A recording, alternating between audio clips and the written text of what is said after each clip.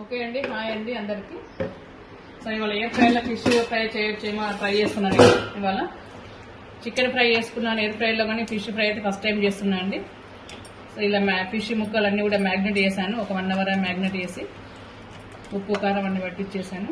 చూద్దాం ఎలా వస్తుందో చూద్దాం. సో ఏదైనా ట్రై చేస్తున్నా ఏదో తెలిసేది.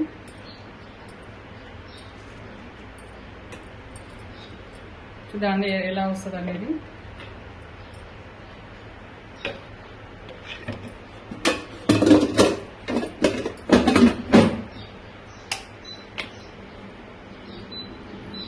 సో టెంపరేచర్ అనేది నేను 150 పెడుతున్నాను.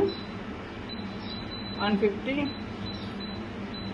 10 మినిట్స్ పెడుతున్నానండి ఎయిర్ ఫ్రైలో. చూద్దాం ఎలా వస్తుంది.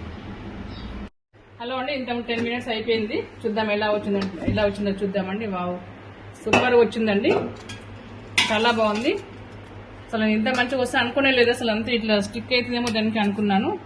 అదే చాలా బాగా వచ్చిందండి ఫిష్ ఫ్రై. చూద్దాం ఒకసారి ప్లేట్లో వేసి కొంచెం చూడండి, ఒకసారి టేస్ట్ చూడండి.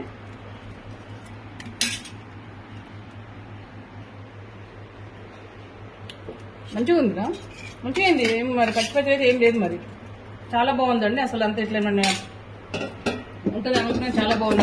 కాకపోతే ఇంకొక 10 మినిట్స్ పెట్టుకుంటే సరిపోతుంది. మళ్ళీ మనము సేమ్ ఇదే 145 టెంపరేచర్లో 145 టెంపరేచర్ ఇంకొక 10 మినిట్స్ పెట్టుకుంటే సరిపోతుంది. వావ్, చాలా బాగా వచ్చిందండి. సార్ ఫస్ట్ అయితే 10 మినిట్స్ ఇదే చాలా. చూద్దాం మళ్ళీ ఒకసారి 10 మినిట్స్ చూద్దాం. సో ఇప్పుడు ఎలా ఉందో చూద్దామండి. 10 మినిట్స్ మళ్ళీ ఒకసారి 10 మినిట్స్ మళ్ళీ ఒకసారి పెట్టండి, ఎలా ఉందో చూద్దాం. వావ్, అదే సార్ స్టవ్ మీద కంటే అసలు ఎయిర్ ఫ్రైలో చాలా చాలా బాగా మంచి చూపెట్టేలా. అసలు ఇంత కూడా స్టిక్కీ కాలేదండి. అసలు ఎంత బాగుందంటే అసలు సూపర్ అంటే సూపర్గా వచ్చినాయండి. అసలు చూడండి, అసలు ఏ మాత్రం కూడా స్టిక్ కాలేదు. ఇంత కూడా అసలు అంటుకోలేదు. ఇంకా మనకు పెనం మీద చేసినప్పుడు, అలా మనకు కడాయిలో చేసినప్పుడు కొంచెం అంటుకుంటాయి, కానీ ఎంత బాగా వచ్చినాయో చూడండి. చాలా బాగా వచ్చినాయండి ఫిష్ ఫ్రై. ఫస్ట్ టైం చేశాను ఎయిర్ ఫ్రైలో. సూపర్గా వచ్చినాయి. చూడండి ఎంత బాగా వచ్చినాయి.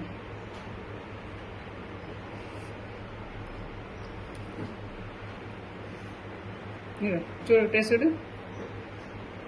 చూడండి. మనకు ఆయిల్ తక్కువ, గ్యాస్ ఆదా ఎయిర్ ఫ్రైలో చేసుకోవడం వల్ల.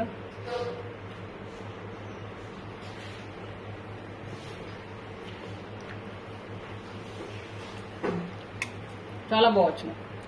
Thank you.